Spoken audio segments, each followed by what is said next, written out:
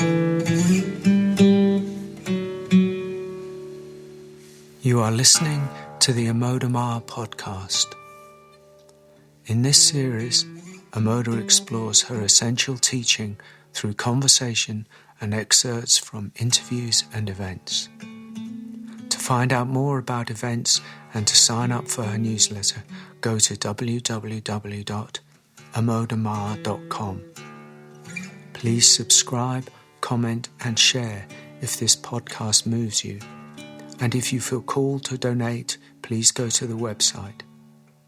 Thanks for listening, and we hope you enjoy. Greetings once again, and welcome to another AMODA'S podcast.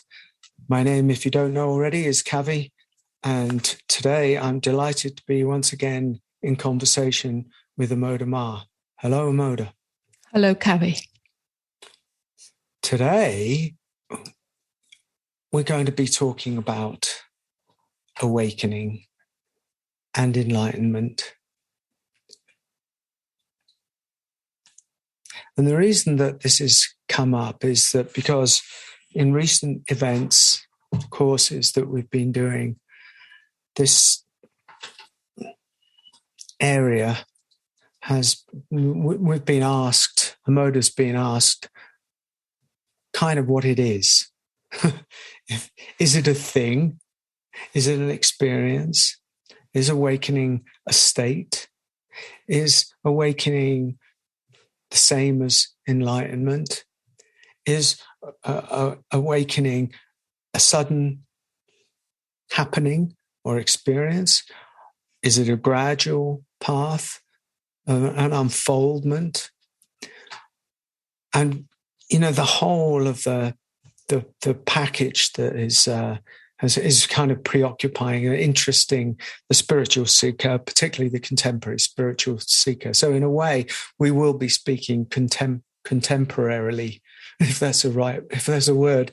I haven't got a clue. So there's going to be a lot to unpack. Again, this is not a treatise. This is not some dogmatic exploration. This isn't, some textbook. This is hopefully a juicy conversation as an adjunct to AMODA'S teaching. And, there's hopefully some entertainment value in it. So, AMODA, having said all of that, I'm not exactly sure where to start, but let me just cut to the chase. What is meant by awakening, and both to you? We're not looking at the traditional notions, although we can discuss those a little bit. But what is awakening to you? Well, first of all, may I say, if I'm not jumping the gun here, that the very word awakening, as it's filtered into more mainstream culture, has become a little confused in some ways, or it's used in many different ways, or for instance, the spiritual awakening, which is what we're going to dive into. But there's also awakening in the sense of having a blinding insight in any context, within a family dynamic, within a relationship, within some aspect of the world. There has been a lot of, in the last few years, particularly in America, there has been a lot of talk around awakening in the political kind of global context. Yes.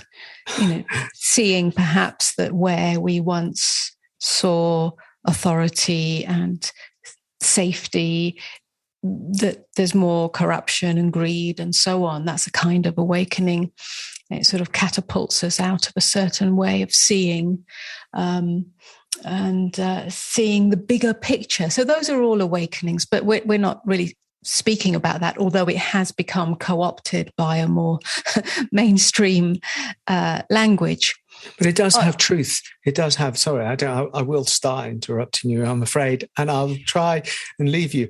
But at the heart of all of those things, they have the word, at least, truth. Well, truth on a relative level, yes. Truth, yeah. But that's like opening our eyes, seeing the bigger picture, seeing more than we had seen before, seeing into things, not being as blind, not being as naive, not as being as perhaps childlike. And I'm not saying those things in any way judgmentally, but that's how it is. We wake up out of a certain childlikeness where we've handed authority to some parental authority figure, whether that's in the financial system, in the political system, or in any other system. And we wake up, our eyes open. So there is an awakening in that sense. And then there's the awakening that we mean in a spiritual context, if you like, which is, again, it sort of goes beyond the spiritual right down into the human. But let's start perhaps with your original question, which was, what do I mean by awakening? I refer to awakening as a waking up out of the dream of identity, waking up out of the dream of ego self. So it's a fundamental revolution in consciousness from seeing through the myopic eyes of ego self, which always sees in terms of separation, sees me here and the world out there, sees me here and life out there, sees me here and you out there, and therefore is in a divided state. It's me against something, or me for something, me trying to get something, or me trying to reject something. And most of what we call identity, the identity of self, is derived from that narrow vision.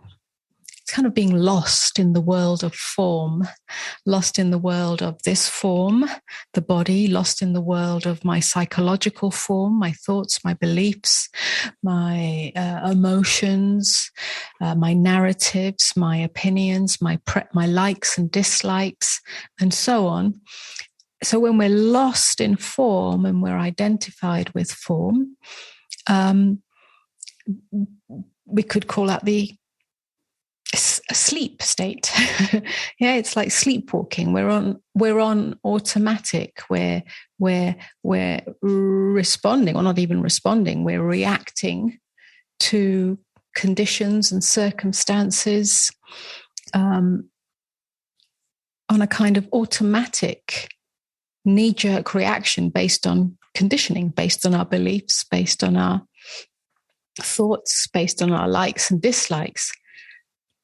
Waking up out of that is waking up out of identification with form and coming to know our essential nature, that which I am prior to form. So it's a waking up out of, it's a freeing up of the prison of personality, or the prison of cultural identity, or the prison of who I think I am as this or that, depending on what I'm experiencing. We could call it self-realization, because you come to know the true nature of self. And we could call it liberation.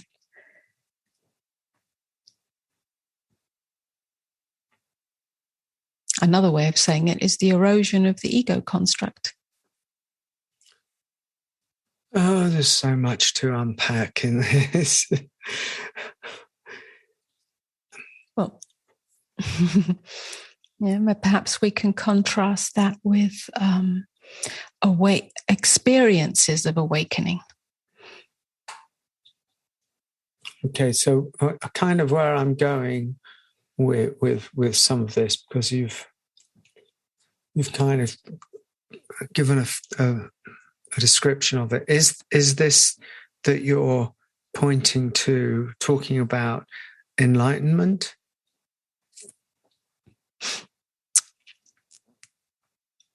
I use the word interchangeably, awakening or enlightenment or liberation. I use those terms interchangeably. And I know that, I think that certain traditions, certain philosophies, certain, spiritual approaches try to differentiate between awakening. They differentiate between stages of awakening. They differentiate awakening from enlightenment. They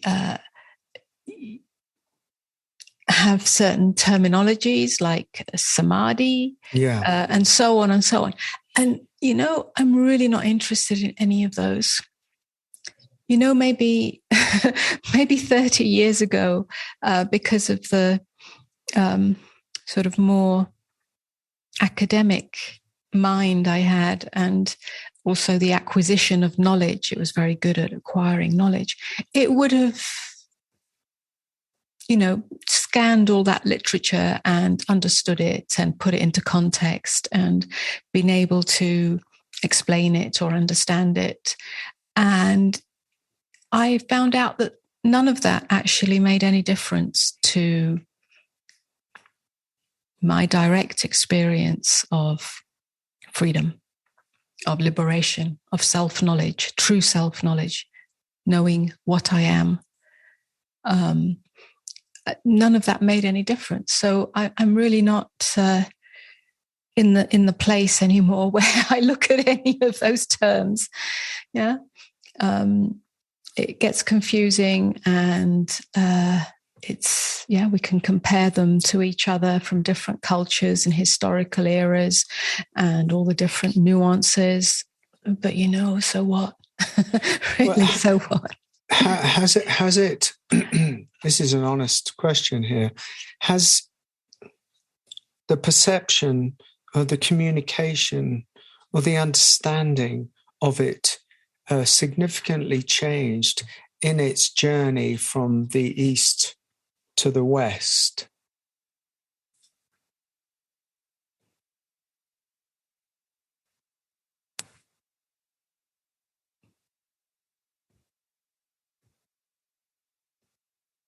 I don't know. Good answer. I was looking for something honest. I don't honestly know. I mean, it depends where it lands. Yeah. I mean, you see, because what I'm not trying to get at, but what I sort of see is that there's the Eastern, certainly in the past, the Eastern description or whatever of enlightenment was that it was what should we say, a rare, exalted state, an abiding state.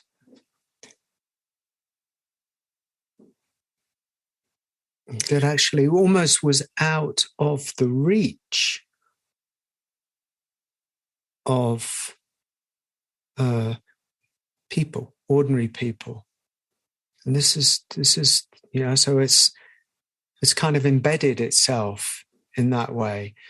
And when and that's one thing when in India, for instance, when the Sangha is built or the devotee kind of stuff is around.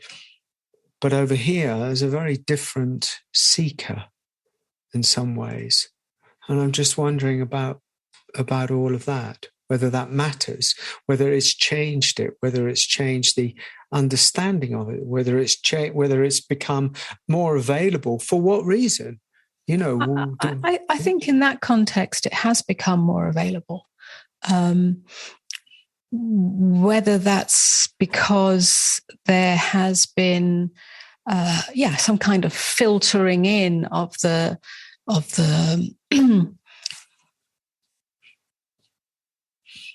the path of spiritual seeking into the West for whatever reason, so that more people, ordinary people who are genuinely seeking freedom, peace, true fulfillment in a world that is lost in form and doesn't have a strong, if you like, foundation for spiritual inquiry.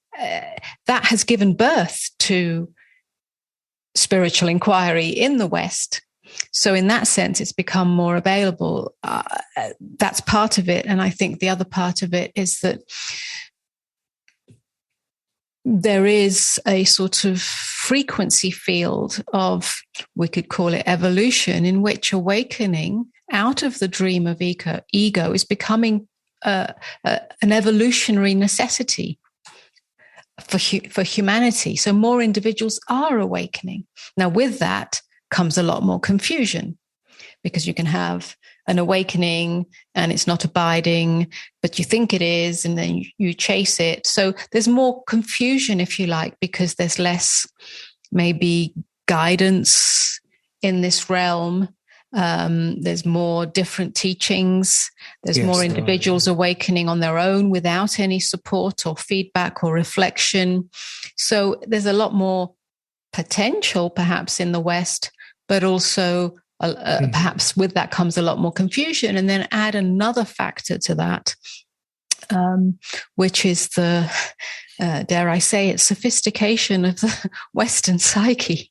That's not necessarily a more evolved thing, but when I say sophisticated, it's more complex in the sense that we have, maybe not so much, I think it's endemic now in most of the world, in all the world, but certainly historically, we now have more dysfunction in families, in society, in nations, more fear, and so on and so on. So the Western psyche is, let's not call it the Western psyche, the modern psyche is more complex.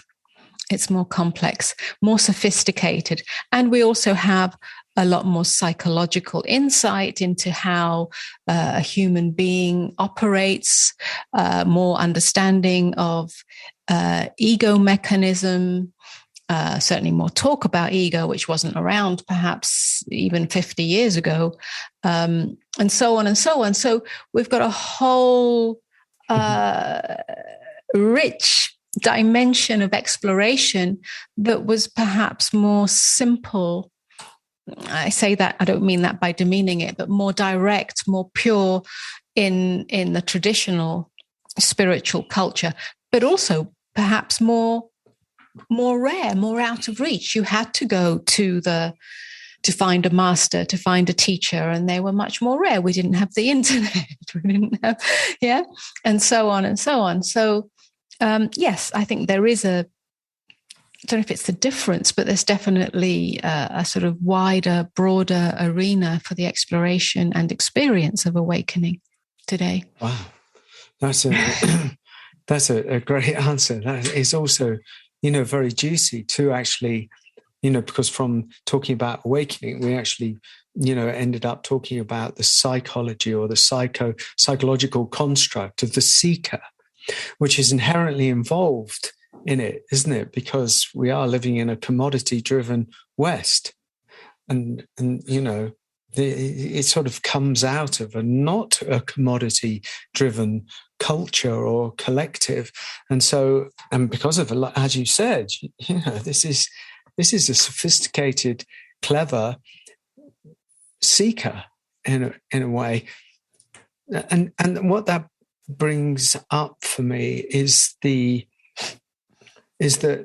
kind of how every culture seems to have an ability for the wool to be pulled over its eyes by snake oil salesmen, by floweriness or by promising dreams, by all of this kind of stuff. And what I've noticed, I think, in the people that we've worked with, is that although there's a tendency to follow those kind of things, there's something refreshing, I have to say, about what you do and what we do, because it throws a lot of those frills out of the window. You're actually getting down to the basics, the nuts and bolts of what awakened living might look like. Is that true? Is that a fair thing? Well, if you mean there isn't a promise or guarantee of anything. There isn't a carrot either. You do de-carrot most of the time, don't you? Well, yes, it's not it's neither a reward for being spiritually good for doing your spiritual work. It's not a reward that comes at the end of that progress path. Neither is it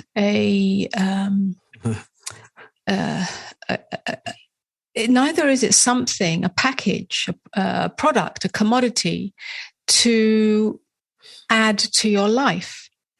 Yeah, so that's not on offer. Yeah, what is on offer is the availability of freedom in all circumstances. Yeah, and this requires a great and available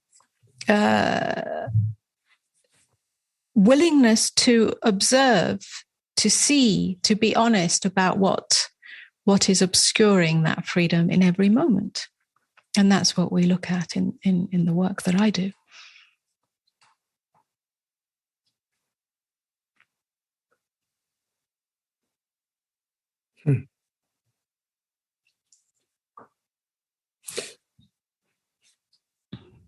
There's no promise, there's no lure, there's no guarantee, there's no if you do this, then this will happen. There's no nothing. Is that correct? I'm going to a good place with this, to be honest. Where are you going with it? I'm going to ask you whether the awakening, just go back. Let's go back, because we meander off, and then let's go back. The awakening that you're talking about, which is to sum it up again. Wake up out of the construct of ego self. Wake up out of the separate me, that I am a somebody separate to other, separate to everything, separate to life, separate from existence. Yeah. Okay. So the three things I want to talk about. One, what does that mean for relating? Yeah. Well, if the construct of me, what you're describing as a false construct, actually a dream construct, when that goes, dissolves, whatever, or is seen through, or is somehow gone beyond, what does that mean? Where do you live from in this world of relativity? And the second and third thing are related to each other is it a sudden experience, and I use that term lightly, or is it a gradual path? Can it be both? Is it, all these kind of things. So there are three things that I want to cover, and in that specific order? I have no order. I mean, if it moves you, whatever. Let's deal with the first one afterwards, shall we? Would that be good? Yeah. No. Let's deal with the first one first, because I think that then the second one will actually make sense in relation to that. So it's very specific. You're talking about waking up from a dream state. Let's just put it as simply as that. That had a reality about it, but you're not. What does that mean? Well, let's put it this way.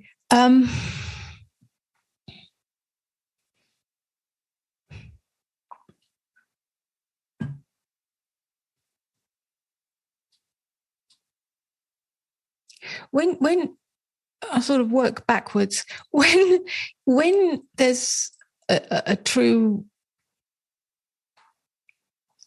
undoing of the identity, the self-construct of me as a separate self, everything else is out there, including life, including existence.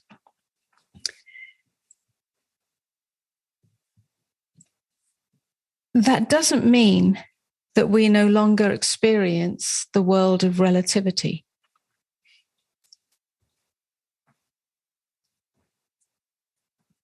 We do, because we see objects, I can see this glass of water. I can see whatever objects are around me. I can see other people. So we experience the world of form as a world of relativity. What changes is that I am fundamentally rooted, if you like, or there's a deep knowing of and living from my essential nature as beingness, which is not mine. It's the beingness is one, and out of that arise many forms.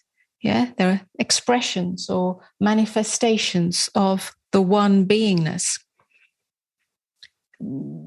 That's what I call waking up out of the dream. Waking up out of the dream that you are a wave and there are many other waves, and that's all there is. A lot of waves vying for attention, perhaps, or competing with each other, or agreeing with each other, or disagreeing with each other.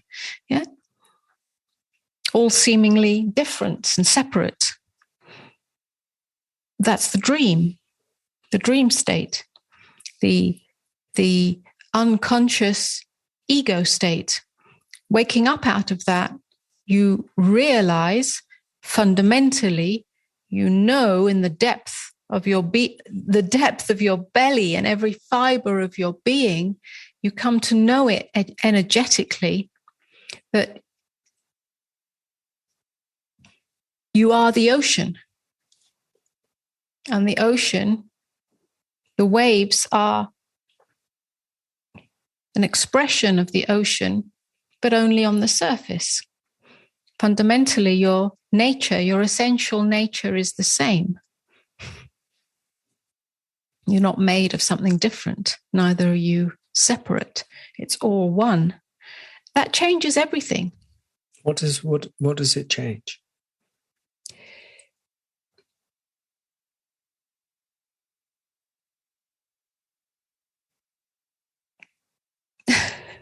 First of all, it liberates you from the identity as a wave.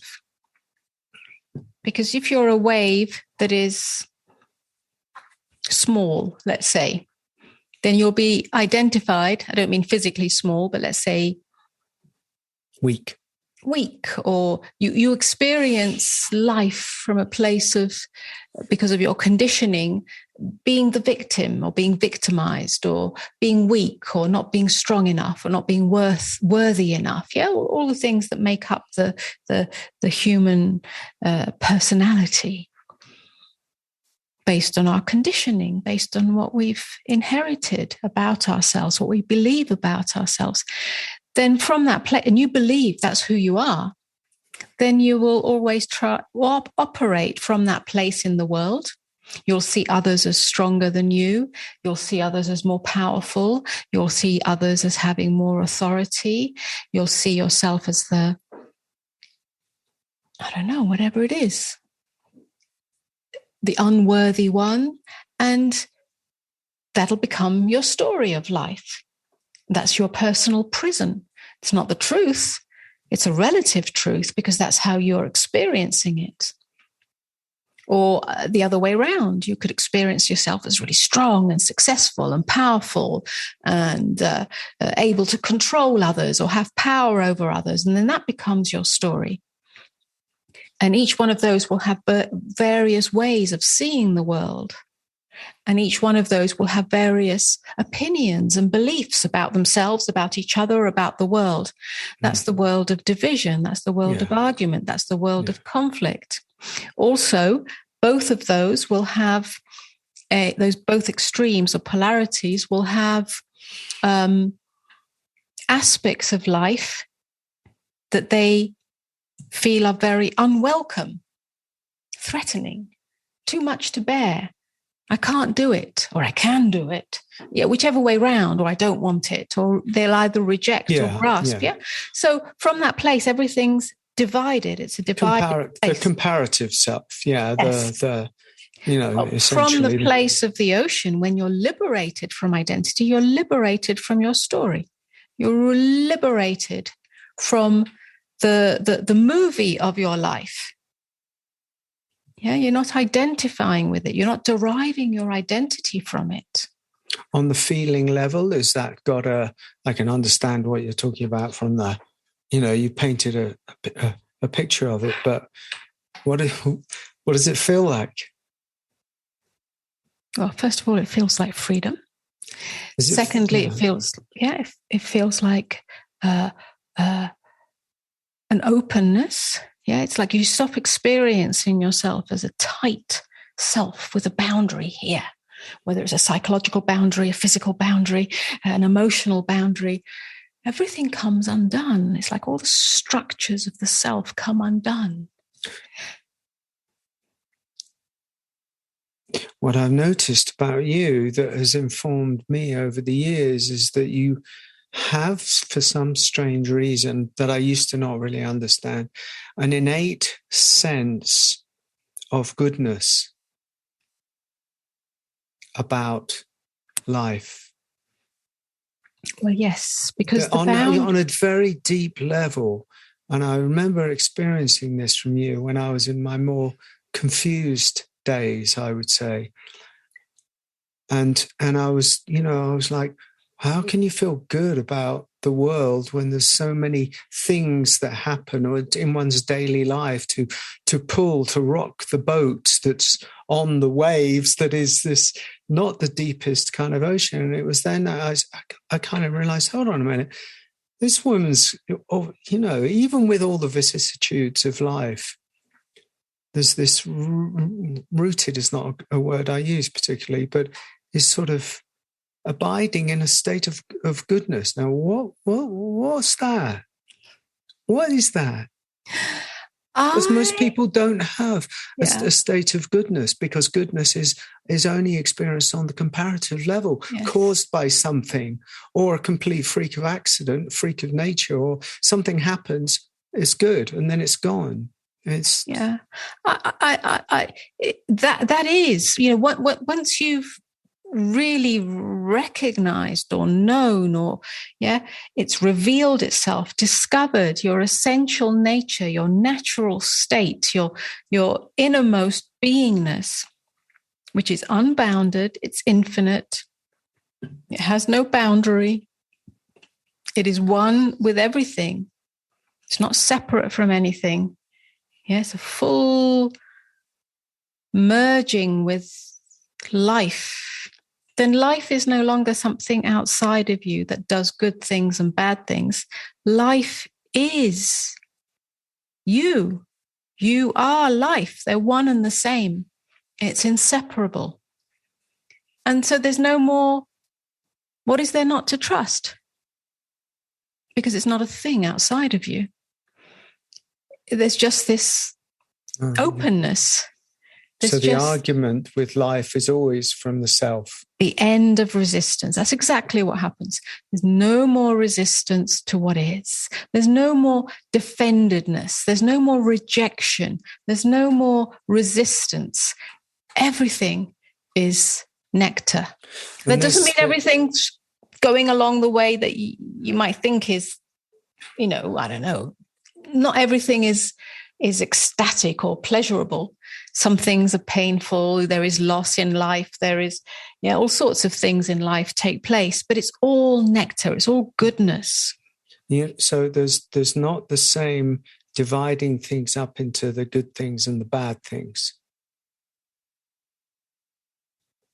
No, there doesn't seem to be. I remember a profound thing that happened when I read Krishnamurti. It just has drawn my attention to it. I read a few years ago. You remember me reading that? Yes. And I read it, Krishnamurti talking to his people, saying the difference. And they asked him, "What's so different about you?" And he's Krishnamurti, who is one of the most amazing orators of all time, I think. He said the only difference between me and you is that I don't mind what happens. Exactly. And I still, when I say that or think about it, I just fall into such a state of goodness. Yeah. Whether it's an abiding state for me anymore or not, just to know that there's almost like that's possible. If that, not because of him, but because of if we can think of it, it's possible. Wow. And are you talking, that's the same thing? That is what I'm talking about. I mean, that then that leads to all sorts of questions like, well, does that mean you're passive and just anything is all right?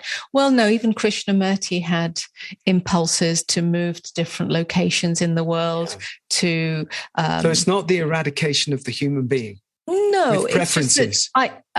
We do have preferences, if you like, or we do have impulses from within that guide us in this way or that way. I may choose, if you like, or want to live in this city or this location rather than that one.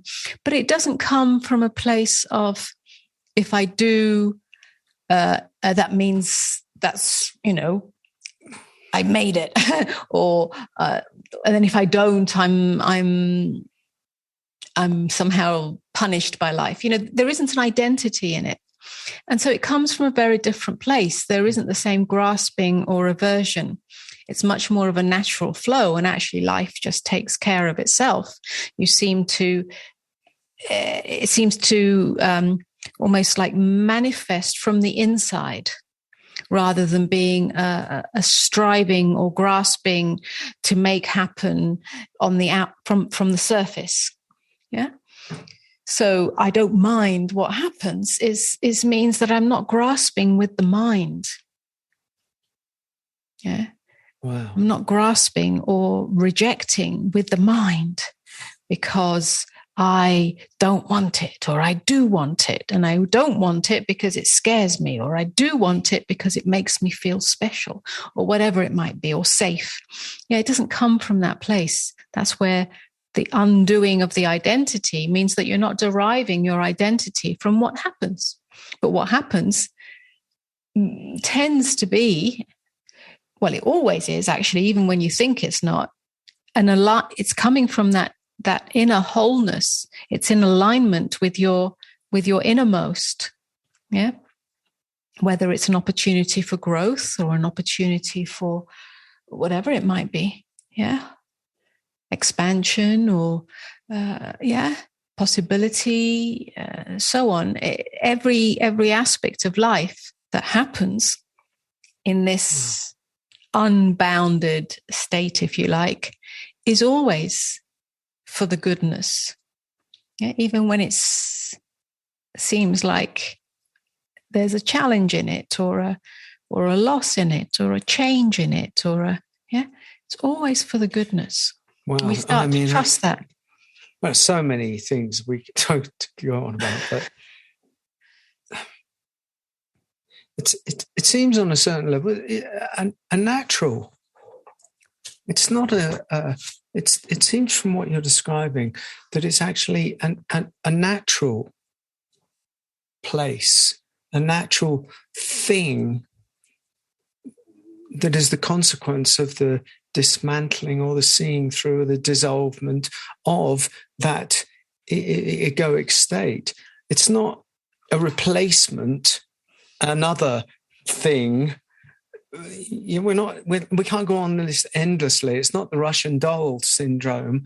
We take off one and then there's another sort of self. Well, that's the expanded self. It's actually what's naturally there when the falseness that we've been conditioned into, rightly, wrongly, who cares, is seen through.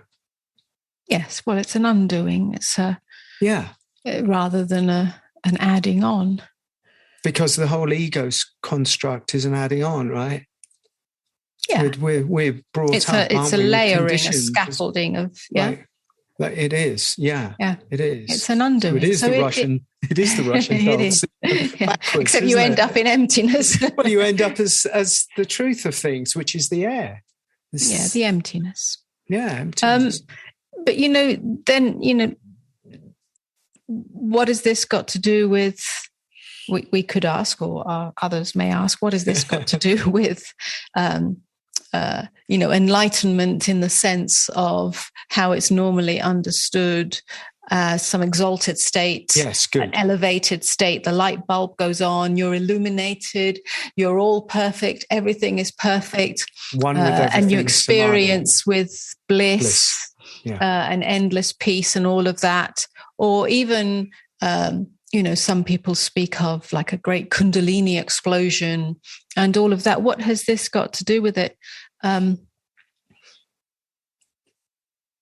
it has and it hasn't. Okay, let's talk about how it has and then talk about how it hasn't.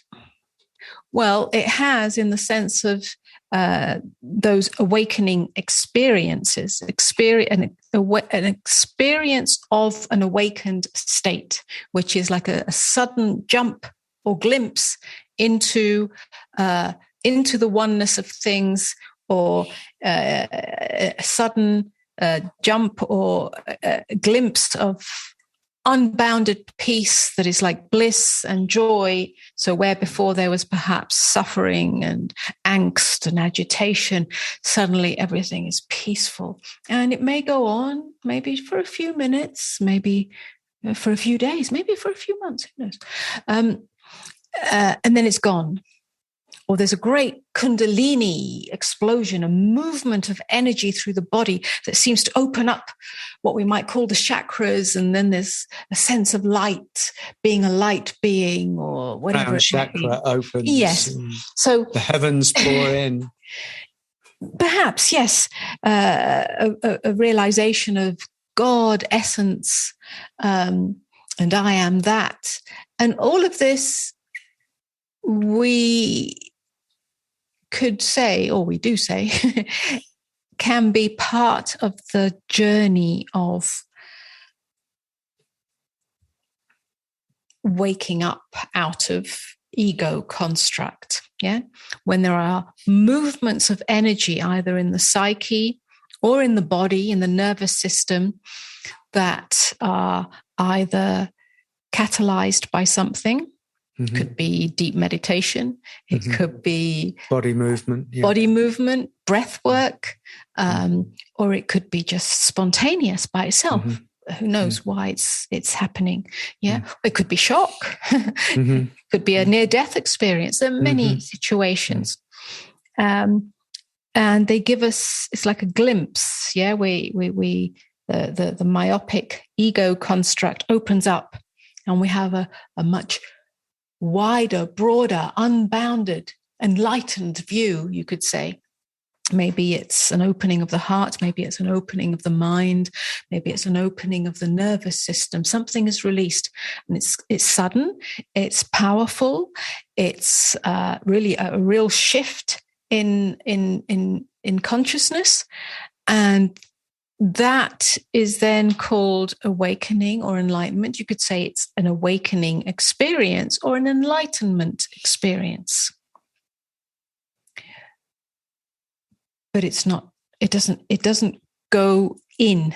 Yeah, it remains as that experience.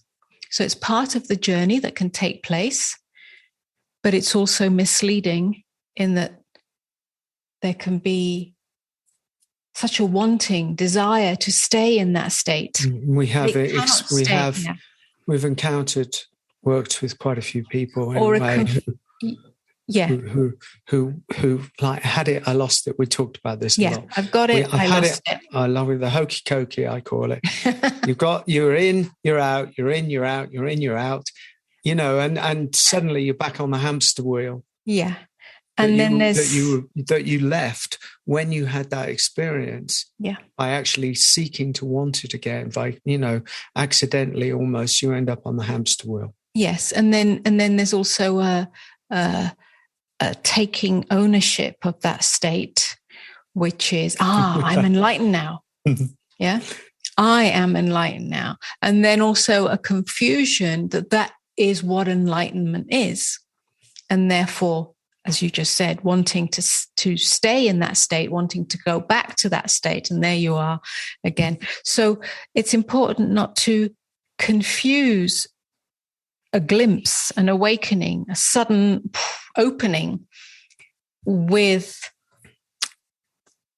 really what we're speaking about here, which is what I call awakening, which is the end of identity with any construct that is created to separate or divide you from any experience. In other words, the end of the argument with what is. And it goes all the way into your life. Well, so how does that relate to those who have had an experience or those even who haven't had an experience? How does what relate to? Well, what can anyone do, in effect? Do nothing. Do nothing. Do nothing. Do not confuse the self with the awakened. That's what I was going to ask. Sorry, I don't mean to interrupt, but it's like you talked about experience, the experience, the awakening experience. So what I heard you say was that don't derive your identity from any experience, yes, even if it's the enlightened one. That's right. Remain as the silence. Yeah. Remain as the stillness. Remain as the awareness within that experience. And everything that comes and goes, however long it lasts, however wonderful or blissful it is, that's not it.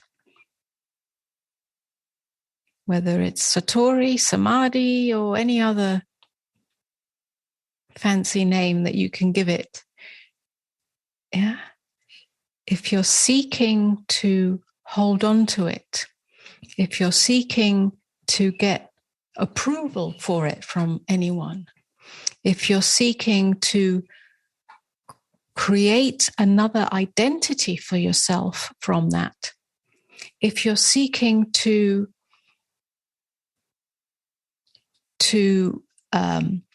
reject any other experience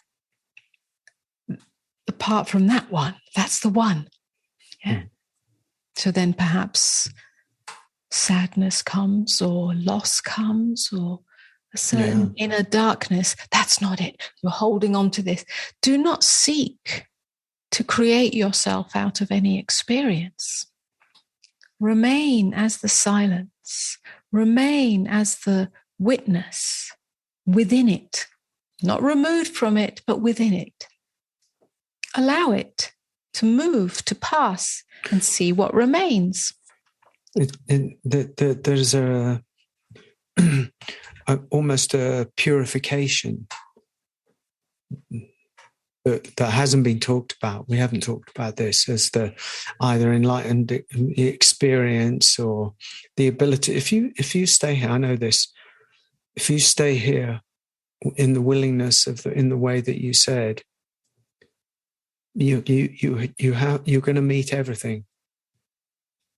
You're going to meet everything in the same way that Buddha sat under that tree, So, and pretty much said, I'm not moving until something shifts. And what happened? The Maras to the contemporary mind are your fears, your shame, your whatever is trying to be avoided. Yes. And what you're saying is a turning around from the desire for avoidance, even if it's in the glimpse of the esoteric, Satori, yes. Saying, no, yes, I'm not going to be deluded by that anymore. I'm coming back to this. That's right. And that's when the possibility of deeper layers of the scaffolding of self come undone. And that's when it reveals itself over time as very natural state. That's what your natural condition. It's your natural state of being. It's ordinary.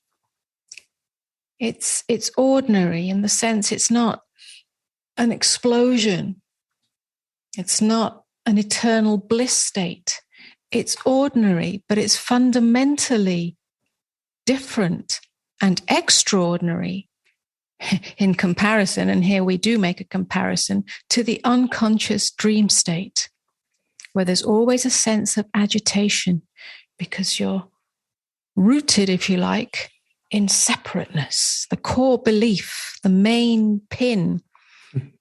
Everything revolves around that core wound or belief. It's not really a wound, but it's a belief of separateness that is unexamined in most people, although it starts to reveal itself on the spiritual path, often avoided in the way that we're speaking. But if you're on the true spiritual inquiry, it starts to reveal itself. And as this comes undone, because you're no longer craving or rejecting anything, grasping or avoiding anything, then it becomes a very natural space of goodness. And it's very ordinary. So life continues. And it's goodness because because of what? Because the inherent nature of consciousness is good.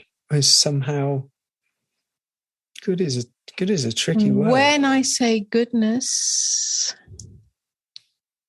I don't use that word in opposition to badness. I mean godness. And what is godness? That can also be understood, but essential nature, that is the nature of everything, the nature of every form, every life form, every manifest form. It's one totality. It's not separate.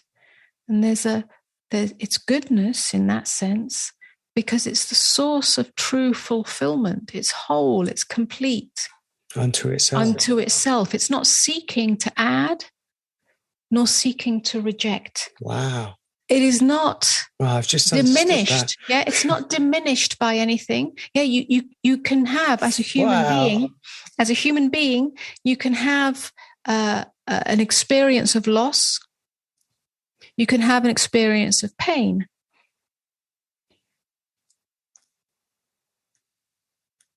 But your essential nature,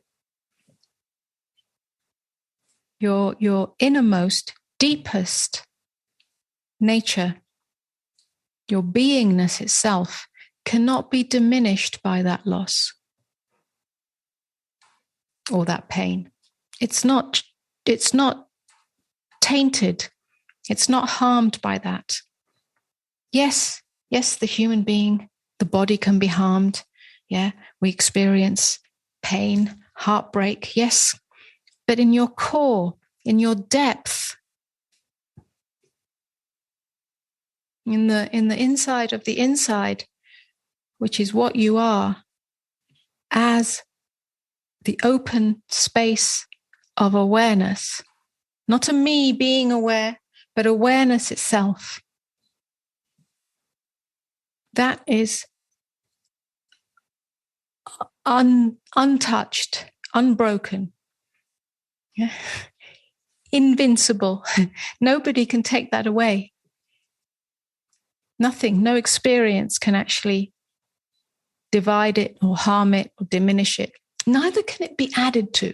It can't be added to by success or approval or recognition or anything else that we might acquire in the world. Yeah, as something that we want or something that we, is given to us or some whatever it might be. It can't be added to. It's unchangeable. That's goodness. That's godness. That's beingness. That's essential. It's prior. It's prior. It's here before you experienced anything, before you label anything, before you reject anything, before you chase anything. It's here. That's our innermost. So, and it's here even while the chasing goes on. There isn't there isn't a human being who doesn't have access to that. Well, there isn't a human being that for which that possibility of knowing that is not available. It's available to all of us, but not many take up that invitation. No, of course not. Of course not. Yeah. Lost in the... what a world we would have. Oh my God, what an experience that would be. Perhaps for some it's so overridden and overwritten by the narrative of self to some extremes that it's not accessible. I don't know. No, it's not accessible.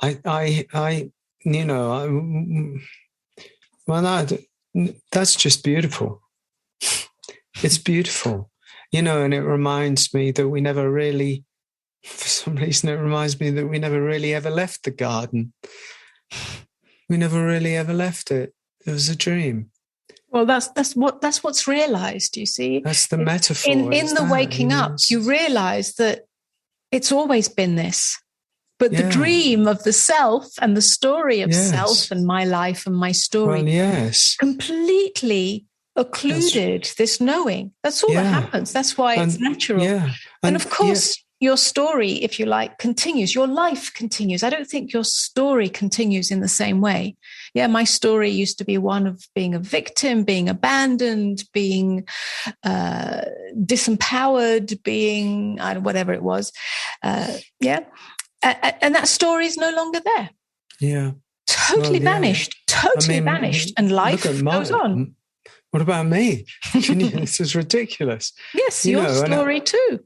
And I hear this, because I've always been personally interested in the metaphor or the archetypalness of the human story. And Joseph Campbell has spoken to it a lot. But I really realized the nature of that Garden of Eden myth, which is there was a pure state, natural state, let's call it, not pure because that has too many loaded connotations. And actually the banishment from the garden is the banishment into separation, separated, into the dream. But still the garden is there. Still. I think the I don't know if it's a problem, but the confusion is that in the myth of being banished from the garden, which I don't know if that's a Christian thing.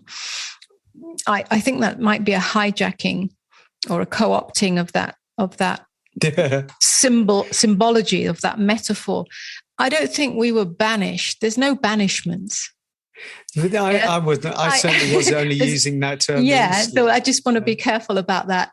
I think that... Don't take it literally, people, please. I don't think there's anybody out there that's banished us. I don't think God banished us. Daddy banished me. I think it is a metaphor for the natural state that perhaps we're each born as, and then, if you like, through the environment of growing up and, everything that takes place, which is a natural part of the human journey as well, although most of it's unconscious in most of humanity. So that kind of reifies the unconsciousness. In that sense, we lose that essential natural innocence or openness that we're born as. Yeah. And then we're conditioned. We're conditioned to avoid pain, to avoid rejection, to seek love. But love comes, distorted, dysfunctional, conditional. So we lose the unconditional nature of love, really. And so in that sense, we're out of the garden, if you like, out of the original state. And it's then it's ourselves that are kind of abandoning ourselves. Yeah, we've forgotten who we are. So I think perhaps that's what it's alluding to. Yes, but in waking up, you realize that it never went anywhere. Yeah. It's not like you've got to go and reclaim it or recreate it. It's already there. Here. Yeah. It's already here. It's what you are. It's just occluded by this dream of identity and belief and so on and so on. Okay. So, thank you for the amendment, because I wouldn't want anybody to get the idea that the amendment to my little analogy of the garden. But I think you're right. Nobody's really doing it to us. We do it to ourselves. I'm kind of happy with that. We could always keep on going, but I'm kind of happy with that. I hear you speaking to an almost simplicity. In that sense, I've always seen you as quite a Zen, not in the tradition, but actually a pure Zen, master or teacher with a very pure heart. Yeah, and a very mystical, you've got a mystic's sensibility. So you've got this sort of strange, anomalous package, and you're so very eloquent that it's always a joy to dissect this, because we don't get the opportunity in the meetings, in the courses, in the events. Too busy answering questions to get into the nitty-gritty here. So I appreciate it, and I hope other people do as well. Yeah, it's just. Is there anything you'd like to wrap up with? Mm-hmm. So we didn't get the chance really to talk so much about the sudden experience and the gradual erosion, the dedication or the devotion, all these kind of words. So maybe we need to, use this and come back and leapfrog onto the second one, the gradual path and the sudden path. Yes. Or the path. The whole of our teaching is, if you want to call it that, what we offer is, if you like, an unraveling of all the misunderstandings and the invitation to go back to what we said at the beginning. I think that awakening is not a carrot dangled in front of you where you're waiting for that one experience that you can then say, I'm enlightened or I'm awakened. It is gradual in some ways. It's in the sense that the possibility is here now. In every moment that you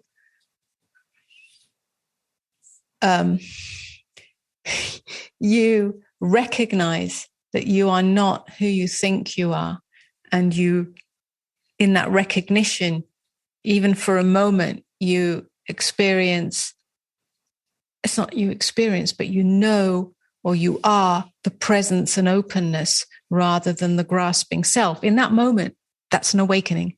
That's awakening. And if that happens over and over again, whether you forget or whether you don't forget or whether it becomes an ongoing, that you could say is the gradual path. So it doesn't have to be some place in the future when you've finally done enough meditations and enough this. There might be moments or times on that journey where it takes a very radical quantum leap. A quantum leap. And then you can say, oh, wow, that was a profound awakening or a shift. Hopefully you don't say that, because that starts to claim it, and you don't want to be claiming it. You just let it happen. You don't make any assessment, and gradually it starts to become your natural state. Something erodes over time. It really does. I mean, I can speak to that as well, because that's very much my experience as an erosion with certain peaks. Mine was an erosion with a sudden fall off the end of the cliff. But you can't plan it, there's no right way, there's no path, but the path that's unfolding before you. There is the simplicity is the only thing you can do is realize, in a way, that there's a doorway here. There's a doorway here. There's a doorway here. There's a doorway here. Yes. We could go on like this forever. There's a doorway. Here it is. Here it is. Now. And you don't have to freak out, and you don't have to look backwards and say, oh, I missed the doorway. That was it. I've done. It's like, well, here it is again. Every moment is the opportunity, because life is good. Life supports you in this. Life offers you this. Oh dear. Okay, I think we're going to leave it there. Thank you very much for listening, everyone. Don't forget to subscribe to the podcast. Subscribe to YouTube if you're watching it on here. Share it. Enjoy it. Yeah. If you want to interact with us, any comments, questions, I know that we were going to do some questions, and maybe in next podcast, we're going to try and get to those questions. But we thought this conversation merited an airing, an exploration. So thank you very much for listening. Enjoy the rest of your day. Amoda, goodbye. And I think we say something here at this point. See you in the kitchen. Correct. Adios. All right. Bye-bye. Bye-bye.